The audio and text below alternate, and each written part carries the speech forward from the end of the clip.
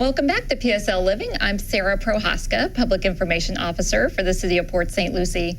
The American Red Cross plays a crucial role in our community during disasters and throughout the year, actually. And we have Phil Brodeur today and our own Mayor Oravec here to talk about the many great things that the American Red Cross does for our community. Welcome. I appreciate both of you being on here. We're honored to have both of you today. Well, thank you, Sarah. I appreciate it. Yeah, it's always a pleasure to be here. Thanks for being here, Phil. Last month was American Red Cross Month in the city of Port St. Lucie. We appreciate you so much and just wanted to have you in the studio to talk to PSL and our audience about what you do in our community and, of course, what the American Red Cross does worldwide.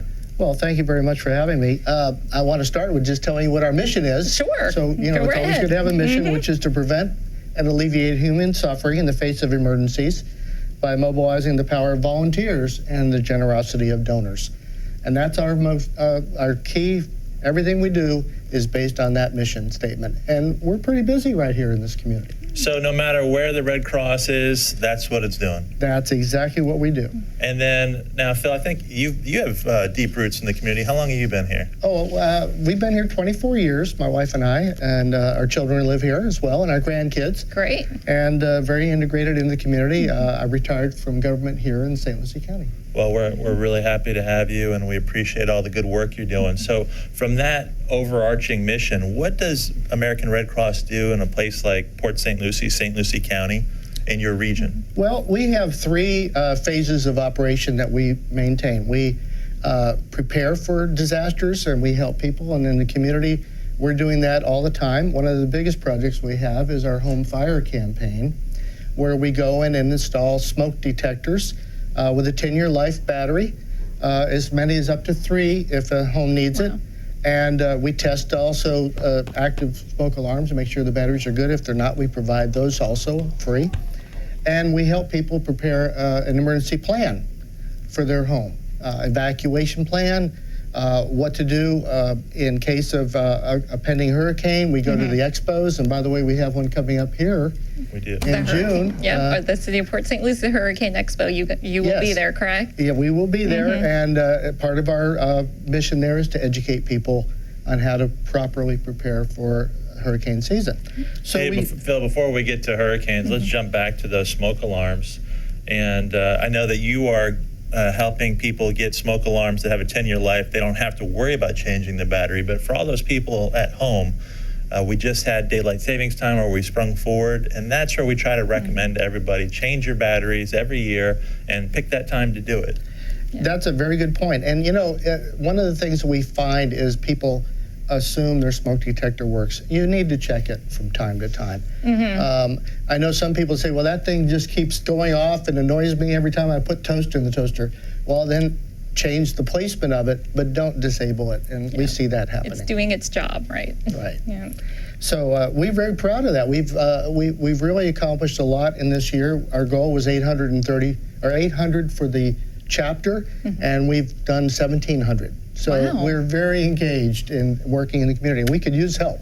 Oh, wow. Well, and that's a good segue. We'll probably bring it up a couple of times. So whether I'm calling to learn more about the smoke detector program or I'm calling to volunteer, how do I get a hold of you and the American Red Cross? Well, the easiest way to get a hold of us is to go to redcross.org and just go to redcross.org, and up in the top on the bar, there'll just be a volunteer link. You click on that, put in your zip code, and it will put you in touch with us. It's the easiest way to find us. If not, there is a phone number. Sure, let's hear it. I'm not good at memorizing it. Well, 772-672-8800. Okay, and that number is our local Midway office of Red Cross, and we can certainly answer your questions, be happy to have your help. And I need to mention this very quickly because we do have sponsors that work with us, corporate sponsors, and I want to thank Florida Power and Light has been a great sponsor. Sure. Also, ServPro, which is a disaster cleanup company. Okay. They've been very good at helping us as sending teams to install, as well as the St. Lucie County Fire District.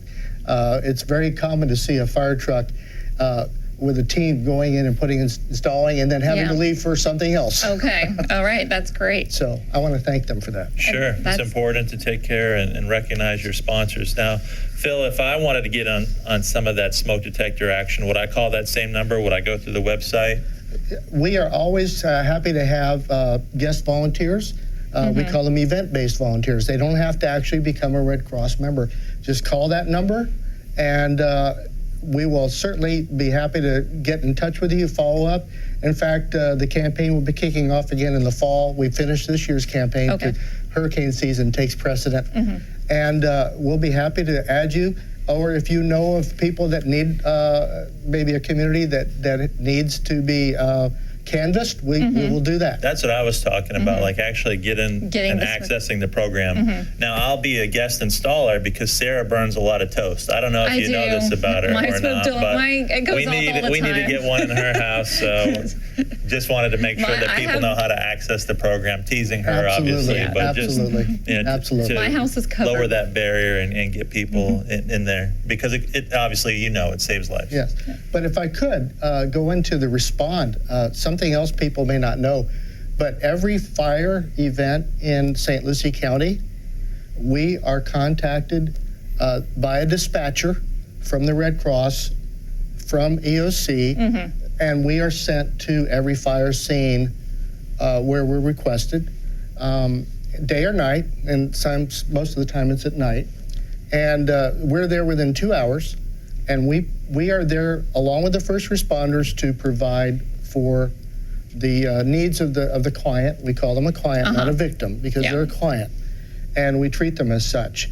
And we can provide up to 3 days of housing, food, clothing. And it's interesting, little things make such a big difference. And we find that a lot of our volunteers have actually either experienced a disaster of their own where we've come, or they were witnessing one. And so they have the knowledge of what these people may need. And we've had 16 calls already this year. Now, I can tell you with the drought index the way it is, nationally, we've seen over twice as many calls for large fires. And also, by the way, we respond if there's a brush fire where the fire department is out there working day in the blazing heat. We provide hydration, water primarily, and snacks. So we go out in those events as well, even if it's not a residential. That is so important. If you've ever been to the scene of a brush fire, it is tremendously hot, especially during the summer. But to be actually there working it in all of that equipment, you need water. Absolutely. And then we also have a service to the armed forces where we actually deploy people. In fact, one of our volunteers from this chapter will be going over to Kuwait for 6 months to work with the armed forces. And what the Red Cross does is, well, a lot of things. They if you're interested in that, by the way, that's a whole another area. And those are all I'm still learning. All volunteers. All volunteers. We can go into VA medical centers. In fact, that's the relationship was built starting with the VA. We can deal with veterans that are transitioning back into civilian life. We assist them. In fact, the Red Cross is considered one of the prime partners with the military. And what we do is, the deployed is, if there's some kind of a family emergency back in the States, the Red Cross will liaison between the client and their military commander, and we validate the necessity for maybe a situation is actually occurring back in the States, and this is what seems to be happening. And then the commander locally on scene overseas can make an informed decision as to how much leave time to give. So, it's a good partnership, and it works very successfully. And that's just really coming into full fruition here in our chapter. We're very excited about that. Great. Yeah, we appreciate you taking care of our veterans, and who knows, maybe you'll be working in the nursing home the veterans nursing home when it opens. That's Be a in very there real helping possibility. Absolutely. veterans in that way. Yeah. Yeah. And so the last part is the recovery process, which I've already mentioned.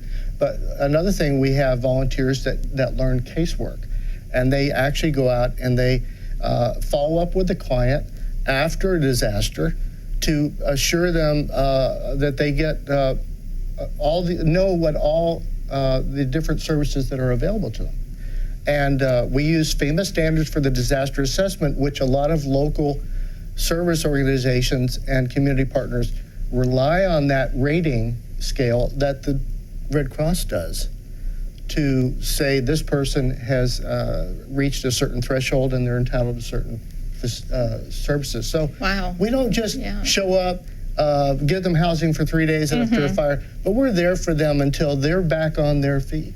And here it is now April, and we're still dispatching and maintaining support roles for people in South Carolina from Matthew, which was back last year. So we don't just leave. Drop in and leave. We're there after everybody else goes home. That's excellent. No, we're lucky to have you, obviously, and I think many of us in society, we're used to, if it's rough and things are bad, probably the Red Cross is there taking care of people. And so can't thank you enough for all that you do in our community. I think you did a heck of a presentation. We're lucky to have you. Thank you. Thank you. I've enjoyed being here and hope to see you out putting in a smoke detector. Yes, I hope to see you in a volunteer capacity. And by the way, no large-scale brush fires burning down homes, and no hurricanes this season. No whammies. No, that sounds good. We want to see you other times of the year. Yes, not during those times. Sounds good. That would be great. And let's throw out the website one more time. Okay, it's redcross.org, redcross.org, and up at the top near the right, you'll see a link that says volunteer, and it doesn't just hit the link and you're volunteering. It'll allow you to choose, I want to know more about being a volunteer. And also you can call the number of our Midway office, 772-8800. There you go. Tanya Morgan is our disaster services specialist, who is a full-time employee and should be happy to answer any questions you have. All right, perfect. And PSL, this is a volunteer month. And no better place to volunteer than the Red Cross, right there at the top of the list. And you heard Phil, if you have time, talent, or treasure, please think about giving it to our Red Cross. They do a lot of good work, and they're there for us when things go wrong. Thank you, Phil. Thank you. All right, thank you. Thank you both for taking time to be with us Sarah. today. It was a pleasure. Really appreciate it. Great information. And we'll be right back after these messages.